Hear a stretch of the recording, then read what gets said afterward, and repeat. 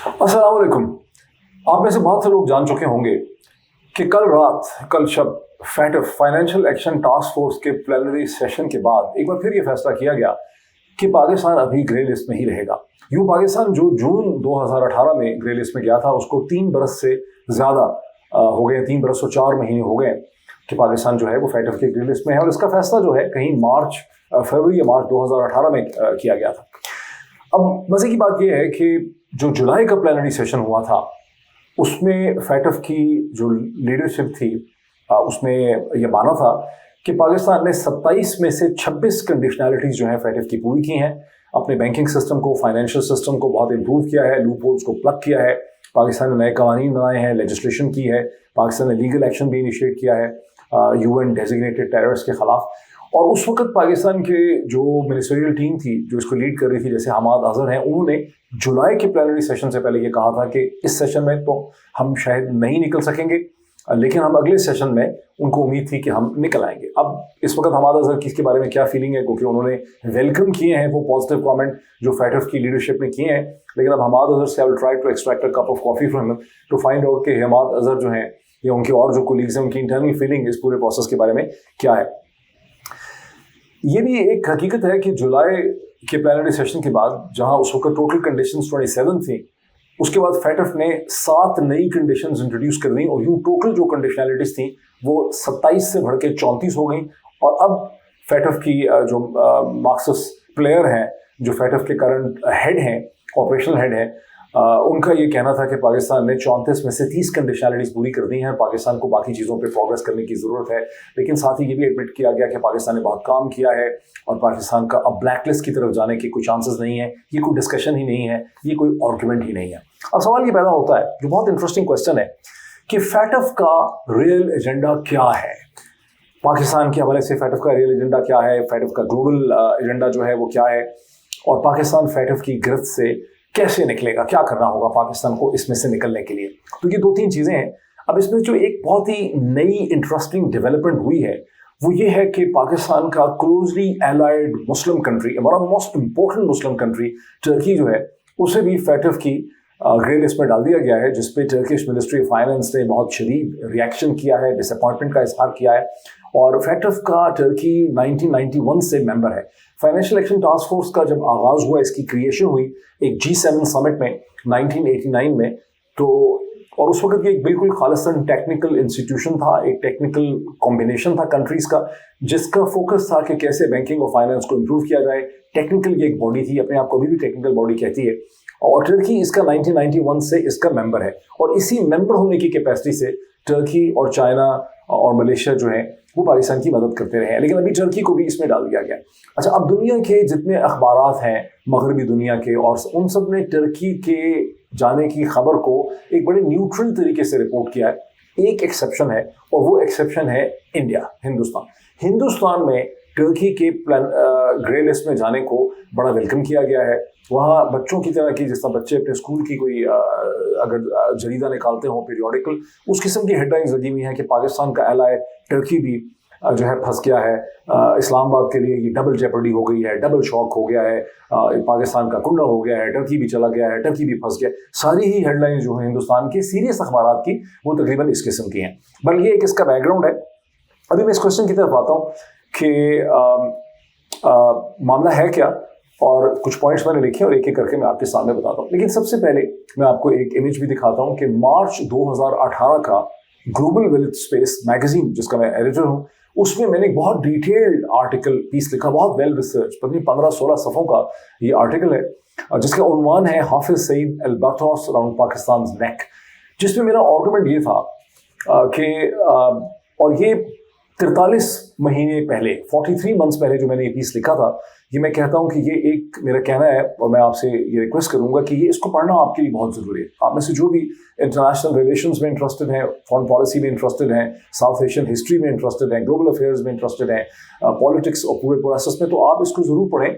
और ये सही है कि यूट्यूब के एरा में, फेसबुक के एरा में हम एक वीडियो प्रोडक्ट के ज़रिए बहुत आसानी से हज़ारों लोगों तक पहुंचते हैं। कई दफ़ा 50,000 लाख सीरियस वीडियो भी पहुंच जाती है, इससे ज़्यादा भी पहुंच सकती है। लेकिन جو کلیئرٹی, جو ڈیپتھ آپ کو ایک ریٹن اسکرپٹ سے ملتی ہے, تحریر سے ملتی ہے, وہ ایک وربل ڈسکورس سے اتنی ڈیپتھ اور اتنا اس میں جو ایک انفارمیشن جو ہے وہ غالباً نہیں لائی جا سکتی. تو میں آپ سے کہوں گا کہ آپ اس پیس کو ضرور دیکھیں. اس پیس کی اہمیت کیا ہے؟ یہ ایک ایسا پیس ہے جسے ہندوستانی, میرے جو ٹائٹل ہے اسے ہندوستان کے ایک دو اخبارات نے بھی چرا لیا, کانٹینٹ انہوں نے نیچے اپنا ڈال دیا, لیکن ان کو یہ ٹائٹل اور یہ عنوان حافظ سعید الباتراس اراؤنڈ پاکستان نے کتنا پسند آیا کہ اس کو انڈین اخبارات نے اپنے انالیسس کی ہیڈ لائنز کے طور پہ اس کو یوز کیا. اس میں نے آرگیومنٹ میرا یہ تھا کہ فیٹف کا جو ایجنڈا ہے پاکستان کی طرف, یہ کوئی ٹیکنیکل بینکنگ اور فائنینس کا ایجنڈا نہیں ہے, اور یہ خالصاً ایک جیو اسٹریٹجک انیشیٹو ہے جسے ہندوستان کی ایما پر لیا ہے, اور اسے امریکن سپورٹ حاصل ہے, امریکہ اور اس کے الائز کی. لیکن یہ ہے ایک انٹرنیشنل ریلیشنز کا ایک ٹول ہے جس کا مقصد پاکستان کو انڈر پریشر رکھنا ہے, پاکستان کو آئسولیٹ کرنا ہے, پاکستان میں انٹرنیشنل انویسٹمنٹ اور جو اس کو مشکل بنانا ہے, کانفیڈنس جو ہے انویسٹر کا اس کو خراب کرنا ہے, انشورنس کی کاسٹ بڑھ جاتی ہے. اور اس وقت غالباً ان کا خیال یہ بھی تھا کہ پاکستان کا جو ریلیشن شپ ہے بین الاقوامی مالیاتی اداروں کے ساتھ, جیسے ورلڈ بینک ہے, ایشین ڈیولپمنٹ بینک ہے, اسے ڈسٹرب کیا جا سکے گا, جو کہ اس طرح سے ہو نہیں سکا. تو میں نے یہ آرگیو کیا تھا, اور اس کے نتیجے میں آپ کو بتاؤں کہ میری بڑی ہیٹڈ ڈبیٹس ہوئیں بعض کی ویسٹرن کنٹریز کے ڈپلومیٹس کے ساتھ, جن کی ساتھ میری بہت اچھی دعا سلام تھی, دوستی تھی, گھروں میں آنا جانا تھا, اور بڑے وہ ناراض ہوئے کیونکہ ان کا آرگومنٹ یہ تھا کہ تم بکواس کرتے ہو, تمہارا تو یہ اسٹیبلشمنٹ کا پوائنٹ آف ویو ہے, یہ غلط ہے. اور فیٹف جو ہے یہ ایک خالصتاً ٹیکنیکل باڈی ہے, اور تمہارے بینکنگ سسٹم میں اور فائنینشیل سسٹم کے اندر بہت سی ویکنیسز ہیں, بہت سے لوپ ہولز ہیں. اور پاکستان کے اندر بھی جو بہت زیادہ لوگ ہیں جو اسپریڈ شیٹ کے ذریعے دنیا کو سمجھنے کی کوشش کرتے ہیں, جو ہر دفعہ یہ کہتے ہیں کہ جیو اکنامکس میٹر کرتی ہے, جیو اسٹریٹجی میٹر نہیں کرتی, وہ مجھے یہی کہتے رہے. اس میں بینکرز بھی تھے, فائنینس کے لوگ تھے, اکاؤنٹنٹس تھے, اس کے اندر سول سرونٹس تھے, جن کا آرگومنٹ یہ تھا کہ پاکستان کے فائنینشیل ڈھانچے کے اندر در حقیقت بہت سے گیپس ہیں, لوپس ہیں, اور انہیں ہمیں فکس کرنا بہت ضروری ہے, اور یہ کوئی خالصاً ہندوستان کا ایجنڈا نہیں ہے, اور یہ ایک ریکوائرمنٹ ہے, اور اس کو جو ہم عمل کریں گے تو اس سے ہمارا بینکنگ سسٹم, فائنینشیل سسٹم جو ہے وہ امپروو ہو جائے گا منی لانڈرنگ کے حوالے سے. کوئی شک نہیں ہے کہ ان آرگومنٹس میں کچھ نہ کچھ حقیقت ضرور تھی, اور under the dictate of the FATF Pakistan نے اپنے پورے سسٹم کو بہت حد تک امپروو بھی کیا. آج پاکستان میں ایک بینک اکاؤنٹ کھولنا جو ہے ماشاءاللہ وہ بہت مشکل ہو چکا ہے. 25 قسم کے سوالات پوچھے جاتے ہیں, کئی قسم کے ڈاکومنٹ بھرنے پڑتے ہیں, بڑی آئیڈینٹیفیکیشن ہوتی ہے نو یور کسٹمر کی. بار بار بینکس آپ کو ہر 6 مہینے کے بعد پوچھتے ہیں کہ آپ کون ہیں, کیا ہیں, یہ پیسہ کہاں سے آئے, وغیرہ وغیرہ. لیکن اصل ایشو یہ کبھی بھی نہیں تھا. This is what my argument was, کہ اصل ایشو یہ کبھی بھی نہیں تھا. جو ویسٹرن ڈپلومیٹس ہیں ان کے ساتھ میری جو ہیٹڈ ڈیبیٹ تھی اس میں یہ تھا کہ ہاؤ کین یو بیٹرے پاکستان. حقیقت یہ تھی کہ جب خاقان عباسی صاحب کی حکومت آئی اور ڈاکٹر مفتاح اسماعیل ان کے ڈی فیکٹو فائنانس منسٹر بنے 22 سپٹمبر آف 2017, اور جب 2018 کا آغاز ہوا تو اس وقت حکومت پاکستان نے یہ ماننا شروع کر دیا تھا, اور یہ بات واضح ہوتی چلی جا رہی تھی کیونکہ اس سے پہلے نواز شریف صاحب کی حکومت یہ نہیں مانتی تھی. لیکن اب حکومت یہ مان رہی تھی, سب لوگ یہ مان رہے تھے کہ پاکستان کی اکانومی جو ہے وہ خاصی کمزور صورتحال میں ہے, اور وہ نوز ڈرائیو کر رہی ہے. اور اسی ٹائم پیریڈ میں جب فیبروری اور مارچ 2018 میں پاکستان کی فیٹف میں انکلوژن ہوتی ہے, تو میرا آرگومنٹ یہ تھا کہ یہ ان کی ویسٹرن کنٹریز ہیں جن کے ساتھ پاکستان 9/11 کے بعد کھڑا ہوا, بہت کوآپریشن کی, انٹیلیجنس شیئرنگ کی, بہت لوگ پکڑ کے دیے, بہت لوگوں کے بارے میں انفارمیشن دی, اور پاکستان کی انٹیلیجنس شیئرنگ کی وجہ سے بعض مغربی ممالک میں بہت سے دہشت گردی کے جو حملے ہیں وہ ناکام بنا دیے گئے. تو آپ لوگ ہمیں بیٹرے کر رہے ہیں, اور دس از ان ایکسیپٹیبل. اور لیکن ان کا آرگومنٹ یہ تھا کہ نہیں نہیں نہیں, یہ تو ایسا ہے ہی نہیں ہے, یہ تو پولیٹیکل ہے ہی نہیں ہے, اس میں کوئی پولیٹیکل پریشرز ہیں ہی نہیں ہے, یہ تو ایک پیورلی پروفیشنل ٹیکنیکل چیز ہے. لیکن اب صورتحال یہ ہے جہاں ہم کھڑے ہیں 2021 میں کہ بائی اینڈ لارج پاکستان میں کم از کم میرا خیال ہے زیادہ تر لوگوں کو یہ بات سمجھ آ چکی ہے. ہر وہ شخص جو انگریزی پڑھتا ہے, اخبارات پڑھتا ہے, ٹیلی ویژن سنتا ہے, اسے یہ بات پتہ چل چکی ہے کہ فیٹف کے پیچھے در حقیقت ہندوستان کا اسٹریٹجک انیشیٹو ہے, اسٹریٹجک ایجنڈا ہے. اور خود جولائی میں تو ہندوستان کے جو فارن منسٹر ہیں, بریلینٹ ڈپلومیٹ, فارن سیکرٹری رہ چکے ہیں, ایس جے شنکر, انہوں نے ایک میٹنگ میں یہ مانا, انہوں نے کامنٹس کیے, وہ کچھ لوگوں سے بات کر رہے تھے, انہوں نے کہا کہ انہوں نے بی جے پی کی حکومت کی اچیومنٹس گنواتے ہوئے کہا کہ دیکھیے ہماری حکومت نے, بی جے پی کی گورنمنٹ نے یہ انشور کیا ہے, ایسے اسٹیپس ہم نے اٹھائے ہیں کہ پاکستان فیٹف کی گرے لسٹ میں پھنسا رہے. تو ابھی بات بڑی واضح ہے کہ اس کے پیچھے انڈیا کا ایجنڈا ہے. لیکن جو چیز میں آپ کو سمجھانا چاہتا ہوں کہ یہ انڈیا کا ایجنڈا کوئی 2018 میں مارچ 2018 میں یا جون 2018 میں شروع نہیں ہوا یا کوئی 2021 کا یہ ان کا ایجنڈا نہیں ہے. یہ ایجنڈا شروع ہوتا ہے بہت پہلے, آج سے 30 برس پہلے 1991-92 میں جب نرسمہا راؤ ہندوستان کے پرائم منسٹر بنتے ہیں. بڑے امپورٹنٹ پرائم منسٹر ہندوستان کی ہسٹری کے, پہلے نان ہندی اسپیکنگ بیلٹ کے وہ پرائم منسٹر تھے. اس وقت ہندوستان کی انٹیلیجنس کمیونٹی اور اسٹیبلشمنٹ ان کے سامنے یہ ایجنڈا رکھتی ہے کہ پاکستان کو کشمیر میں کاؤنٹر کرنے کے لیے, اس وقت مین ایشو کشمیر ہے جہاں پاکستان جو ہے کشمیری حریت پسندوں کو, انسرجنٹس کو, ریبلز کو, جو آزادی کے متوالے ہیں انہیں پاکستان سپورٹ کر رہا ہے, ملیٹنسی کو سپورٹ کر رہا ہے. اور آرگومنٹ یہ ہے کہ ہم پاکستان کے خلاف جو ہے ہمیں پاکستان کو دنیا کے سامنے یہ ثابت کرنا چاہیے کہ پاکستان ایک دہشت گرد ریاست ہے, ٹیرر اسٹیٹ ہے. اور گزشتہ 30 برس میں ہندوستان کی اسٹیبلشمنٹ نے اس ایجنڈے کے اوپر بڑی محنت کی ہے. انہوں نے اس ایجنڈے پہ میں سمجھتا ہوں hundreds of millions of dollars خرچ کیے. انہوں نے اس ایجنڈے میں ظاہر ان کی انٹیلیجنس ایجنسیز نے تو کام کیا ہی, لیکن انہوں نے ہندوستان کے میڈیا کو اور بالی ووڈ کو انہوں نے بڑا استعمال کیا. بالی ووڈ کا کیریکٹر چینج ہو گیا, بالی ووڈ میں بہت زیادہ فلمیں بنائی گئیں, ایسے کلاسک پروڈکٹس بنائے گئے جن کا مقصد ہندوستان کے عوام کو یہ باور کروانا تھا, دنیا بھر میں پھیلے ہوئے ہندوستانی ڈائسپورا کو یہ باور کروانا تھا کہ کیسے پاکستان جو ہے وہ ایک دہشت گرد اسٹیٹ ہے. پاکستان کے جو نیشنل سیکورٹی کے ادارے ہیں, انٹیلیجنس ایجنسیز, ان کو باقاعدہ کرمنلز کی طرح سے ان موویز کے اندر دکھایا گیا. اس کے علاوہ ہندوستان کے جو ڈائسپورا ہیں, جو بڑے انفلوئنشل ڈائسپورا ہیں امریکہ کے اندر, برطانیہ کے اندر, یورپ کے مختلف ممالک میں, مڈل ایسٹ کے اندر, آپ دیکھیے کہ ایون مشرق وسطیٰ کے جو اخبارات ہیں ان میں ہندوستانی اوریجن ایڈیٹرز, سب ایڈیٹرز, اسسٹنٹ ایڈیٹرز, ان کی ایک لائن لگی ہوئی ہے.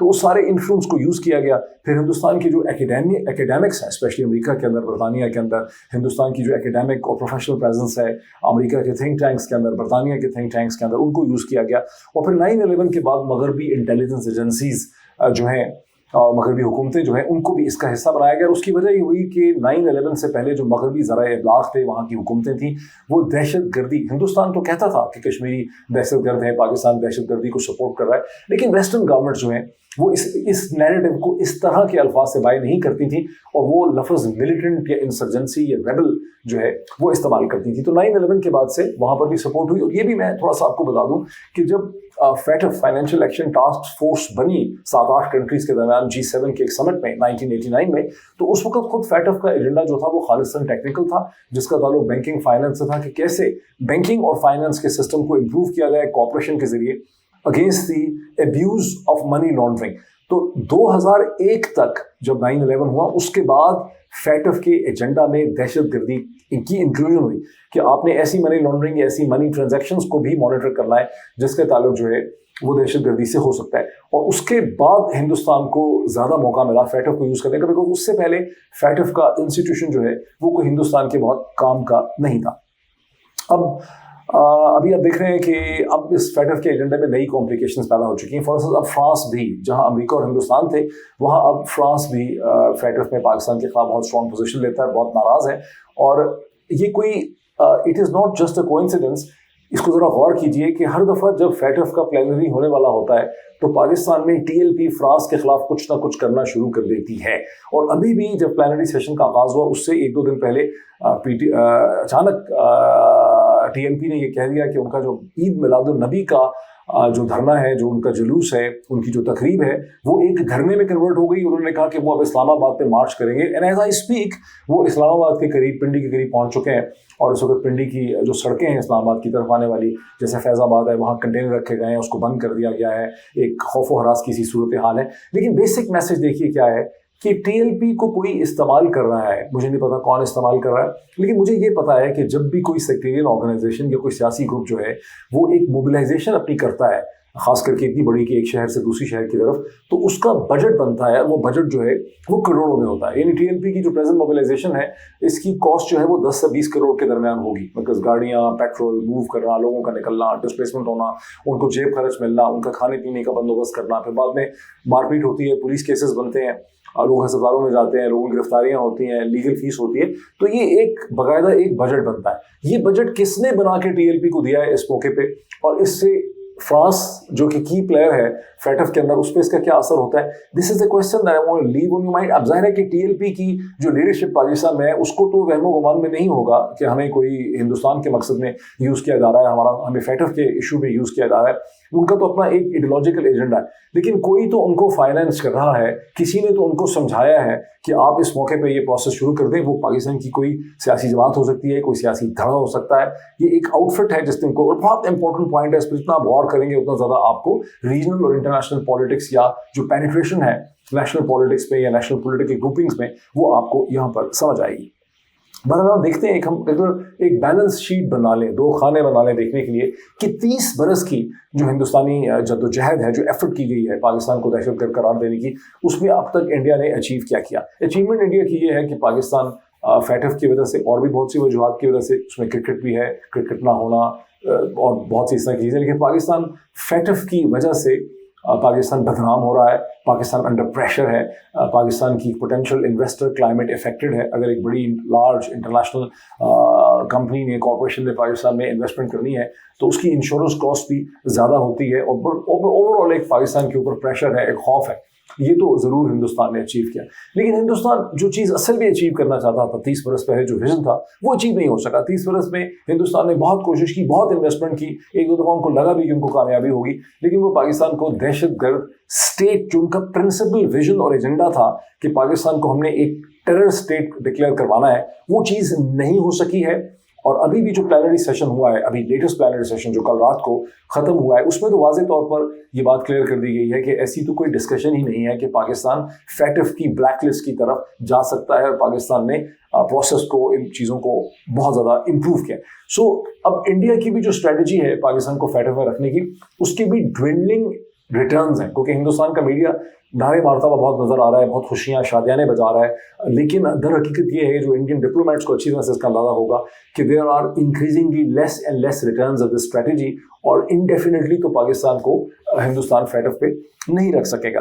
अब पाकिस्तान के लिए वे फॉरवर्ड क्या है फैटफ से निकलने के लिए, इसकी 3-4 पॉइंट्स हैं मेरे सामने, वो मैं आपके सामने रखता हूँ। लेकिन उससे पहले एक और चीज़ जो थोड़ी सी देखने में बज़ाहिर अनरिलेटेड लगती है, उसका मैं जिक्र ज़रूर कर दूँ कि आप देख रहे हैं कि 3 अक्टूबर से बॉलीवुड के जो मेगा स्टार अदाकार हैं शाहरुख खान, उनके बेटे जो 23 साल का आर्यन जिसका नाम है, वो नारकोटिक कंट्रोल ब्यूरो की कस्टडी में है, और 3 दफ़ा उसकी बेल की जो कोशिश हुई है सेशन कोर्ट के लेवल में, उसके बाद हाई कोर्ट्स के लेवल में, वो रिजेक्ट हो गई है। और हिंदुस्तान में इसमें एक बड़ा मामला है नेशनल, कुछ कांग्रेस की तरफ से भी है, कुछ और लोगों की तरफ से है, बहुत से लोग, ऐसा नहीं है कि ये कोई प्योरली कोई हिंदू मुस्लिम इशू नहीं है, उस पर खासा है कि भाई ऐसा क्यों हो रहा है। हालांकि इंडियन सुप्रीम कोर्ट, इंडिया के अटॉर्नी जनरल कई दफ़ा ये पोजीशन ले चुके हैं कि बेल आपका एक बेसिक राइट है, और इस चीज़ में उसकी बेल जो है वो हो जानी चाहिए थी। अब मुझे, हमें कुछ ज़्यादा नहीं पता आर्यन का, हो सकता है कि वो उतना ही डिबॉश किस्म का लड़का हो, और इतना ही उसका ड्रग्स के साथ मामला हो, वो एक रेविंग पार्टी में जाना चाहता हो, ये सब चीज़ें सही हो सकती हैं,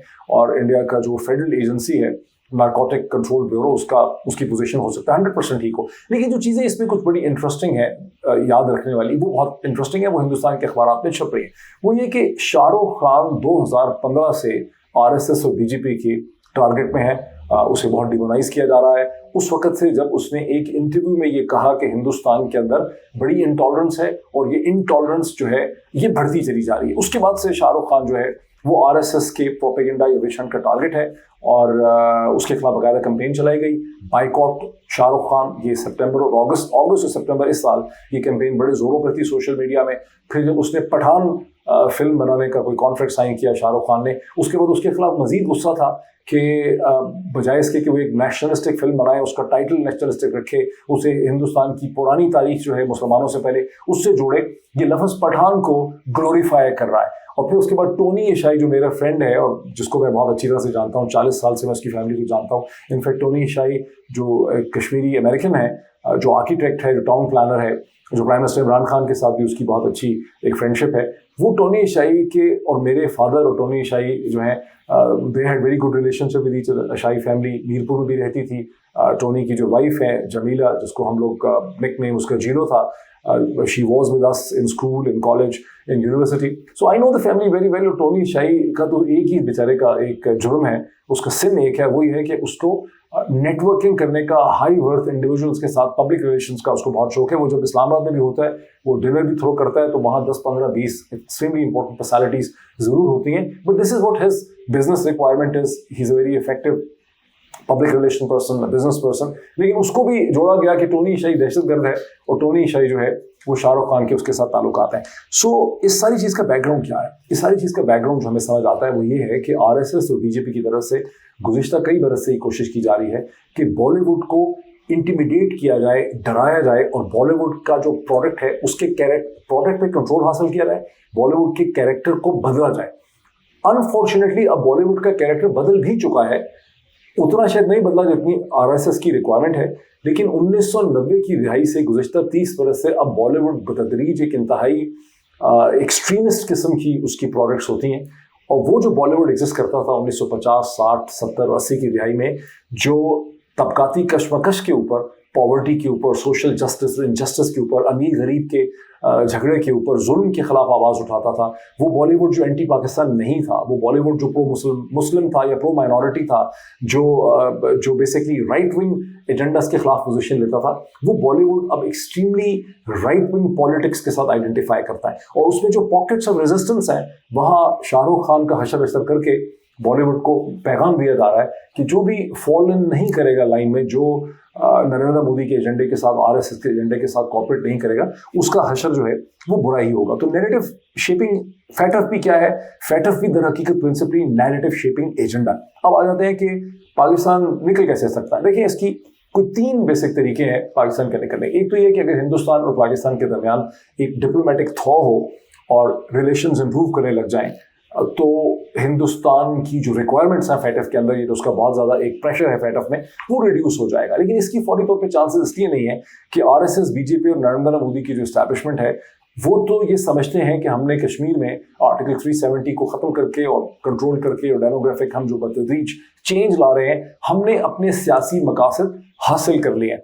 और वो चाहते हैं कि पाकिस्तान की हुकूमत जो है इसको अब एक्सेप्ट करे, एक्वीज करे और एक दोबारा डिप्लोमेटिक प्रोसेस और डायलॉग शुरू करे ताकि कहानी आगे चले। लेकिन यहाँ, और ये उनकी एक ऐसी उनकी कम्युनिकेशन है या उनकी पोजीशन है जिससे किसी हद तक पाकिस्तान में बिजनेस कम्युनिटी को या खुद पाकिस्तान में जीएचक्यू को, मिलिट्री इस्टेब्लिशमेंट को किसी हद तक वो भी ये समझते हैं कि शायद मूव करना चाहिए। और इसकी कुछ कोशिश लगता है हुई है, खास करके जब लाइन ऑफ कंट्रोल के ऊपर सीज फायर हुआ है। लेकिन प्राइम मिनिस्टर इमरान खान, जो पॉपुलरली इलेक्टेड प्राइम मिनिस्टर है, वो ने रॉक सॉलिड पोजीशन ली हुई है कि जब तक हिंदुस्तान अपने 5 अगस्त के डिसीजन को नरेंद्र मोदी रिविजिट नहीं करता, उतनी देर तक कुछ हो नहीं सकता, कोई डायलॉग नहीं हो सकता, कोई एंगेजमेंट नहीं हो सकती। तो ज़ाहिर है यहाँ पे कोई प्रोग्रेस नहीं हो सकती।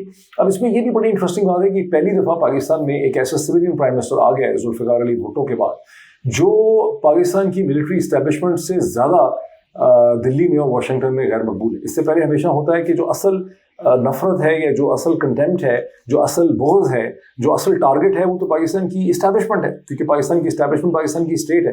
लेकिन ये पहली दफ़ा हुआ है कोई 50 बरस के बाद कि पाकिस्तान में एक ऐसा पॉपुलरली इलेक्टेड प्राइम मिनिस्टर आ गया है जिससे दिल्ली और वाशिंगटन जो है वो मिलिट्री इस्टेब्लिशमेंट से भी ज़्यादा खार खाते हैं। This is also very interesting development. बहरहाल सेकंड मेरा पॉइंट ये कि यहाँ तो नहीं लगता कि ब्रेक थ्रू हो पाएगा इंडिया पाकिस्तान के दौरान बहुत जल्दी। दूसरी चीज़ जो है कि फैटफ के अंदर अमेरिका और अमेरिका के जो इत्तेहादी हैं और जो एशिया पैसिफिक ग्रुप है, उनके ऊपर पाकिस्तान काम करे, उन्हें एंगेज करे, उन्हें डिप्लोमेटिकली एंगेज करे, ट्रेड से एंगेज करे और उन्हें सॉफन करे। और ये वो प्रोसेस है जिसपे पाकिस्तान का फॉरेन ऑफिस लग रहा है अपेरेंटली, कि बहुत मेहनत कर रहा है। और यही वजह है कि आप देख रहे हैं कि इंक्रीजिंगली लैंग्वेज वहाँ पे सॉफ्ट होती चली जा रही है।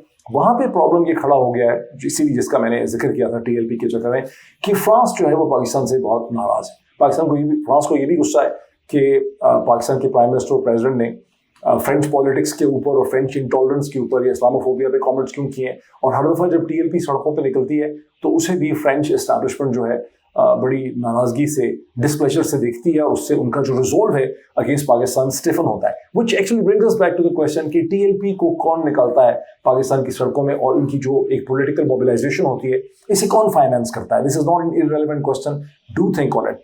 अच्छा, अब तीसरी जो ऑप्शन है उसके अंदर भी 2 ऑप्शन है, 3A 3B।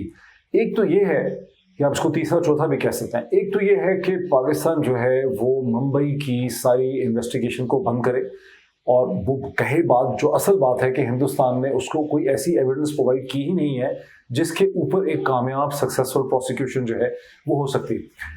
और हकीकत भी यही है, एक से ज़्यादा दफ़ा पाकिस्तान फॉरेन ऑफिस ने हिंदुस्तान को बहुत डिटेल से लिखा है कि आपने हमें कोई ऐसी एविडेंस जो है वो दी ही नहीं है जिसके ऊपर कोई अदालत किसी मंतकी मीनिंगफुल तरीके पे नतीजे पे पहुंच सकती है। अच्छा, वहाँ एक एडिशनल कॉम्प्लिकेशन ये है कि इस वक्त पाकिस्तान ने जो केसेस बनाए हुए हैं हाफिज सईद पे, ये मसूद रहमान लखवी वगैरह के ऊपर, ये केसेस तो एक जनरल नेचर के बनाए हैं, नहीं, इनका मुंबई से उस तरह से स्पेसिफिक ताल्लुक नहीं है, चूंकि मुंबई की तो कोई भी एविडेंस ऐसी आ ही नहीं सकी जिसकी बेसिस पे एक कामयाब प्रोसिक्यूशन हो। और खुद हिंदुस्तान के अंदर भी कुछ लोग जो हैं जिनको कि हिंदुस्तान की प्रोसिक्यूशन ने या स्टेट ने पहले ब्लेम किया था या एक्यूज किया था, वो बाद में अदालतों ने उनको वहां पे छोड़ दिया। अच्छा, अब इसमें एक एडिशनल कॉम्प्लिकेशन है। एडिशनल कॉम्प्लिकेशन ये है कि अक़वाम मुत्तहिदा की जो ह्यूमन दहशतगर्दी की डेजिग्नेटेड टेररिस्ट लिस्ट है, जहां 10 दिसंबर 2008 को हाफिज सईद और मसूद रहमान लखवी के नाम ऐड किए गए हैं, अगर आप उस यूनाइटेड नेशन की साइट पे जाके देखें तो वहाँ पे डायरेक्टली ये नाम मुंबई के कॉन्टेक्स्ट में है ही नहीं। हिंदुस्तान का जो तमाम केस है वो ये है कि मसूद रहमान लखवी और हाफिज सईद जो हैं ये मुंबई की दहशतगर्दी के लिए रिस्पॉन्सिबल हैं, लेकिन यूनाइटेड नेशन की जो कैरेक्टराइजेशन है उसका ताल्लुक अफगानिस्तान में होने वाली कोई दहशतगर्दी से है, इन जनरल दहशतगर्दी से है। कुछ स्टेटमेंट्स जो हाफिज सईद ने कभी दी हैं, ये लोग अपना लिटरेचर पब्लिश करते थे, उसमें ये बहुत कुछ ऐसी चीज़ें लिखते थे, तो उसकी बेसिस पे वो डिटर्मिनेशन जो है वहाँ पे की गई है, वो डायरेक्टली रिलेट नहीं करती। और बात है कि बिहाइंड द सीन्स उसका मुंबई से ताल्लुक है, लेकिन फ्रंटल लेवल पे जो डिटर्मिनेशन की गई थी यूएन सिक्योरिटी काउंसिल के हिसाब से, उसका उससे ताल्लुक नहीं है। तो यहाँ पर भी एक अजीब सी कंफ्यूजन है जिसमें कि जो है वो पाकिस्तान फंसा हुआ है। एक ऑप्शन ये है, वंस अगेन उसको पाकिस्तान एक्सरसाइज नहीं कर सकता, कि पाकिस्तान जो है वो इनको कुछ सजाएं दे दे और कहे कि इन लोगों का ये फेलियर है, क्योंकि ये बात भी बड़ी पाकिस्तान में अब तक ये बात बड़ी वाज़ेह है कि वो जो लोग जो भी थे, जो कुछ भी मुंबई में हुआ, उसका बराह रास्त ताल्लुक हाफिज सईद से नहीं था। वो कोई कट हुए ग्रुप था, लोग ज़रूर गए कराची के साहिल के करीब से या सिंध के साहिल के करीब से लोग गए ज़रूर, लेकिन उनको दर हकीकत कौन कंट्रोल करता था, उनको कौन डायरेक्ट करता था, इसके बारे में बड़ा अभाम है, बड़ी एम्बिग्यूटी है। हिंदुस्तान का दुश्मन हाफिज सईद इसलिए था कि हाफिज सईद पाकिस्तान के एस्टैब्लिशमेंट का एसेट था, कश्मीर के हवाले से एंटी इंडिया था, उसको समझा गया कि इसका एक पूरा नेटवर्क है जिसे हिंदुस्तान के खिलाफ इस्तेमाल किया जा सकता है। लेकिन हाफिज सईद डायरेक्टली रिलेटेड भी नहीं है मुंबई की दहशतगर्दी के साथ। सो पाकिस्तान को या तो केस को ख़त्म करना है, या कोई इसको सजाएं दे के ख़त्म करना है, या पाकिस्तान को खुल के पोजीशन लेनी है, कि दोनों चीज़ें। तो एक दफ़ा धमाका होगा, एक दफ़ा बहुत शोर मचेगा, उसके बाद फिर क्या होगा, ये चीज़ तो आगे चलेगी। बिकॉज हिंदुस्तान की स्ट्रेटजी ने पाकिस्तान को मुश्किल में ज़रूर डाला हुआ है, लेकिन हिंदुस्तान के भी रिजल्ट्स इसमें से ड्विंडलिंग है। दोनों कंट्रीज़ को कोई ना कोई ब्रेक थ्रू करना है। और एक चीज़ के बारे में हमें बड़ा क्लियर होना चाहिए कि जो सारा नैरेटिव है पाकिस्तान रिलेटेड दुनिया भर में, उसको अमेरिका का कह लें, बरतानिया का कहें, इटली, जर्मनी, उसका ताल्लुक हिंदुस्तान से ही है। इस पर मैं फिर एक अलग से कोई एक डिस्कशन रिकॉर्ड करूँगा। आज इतना ही। Thank you so much.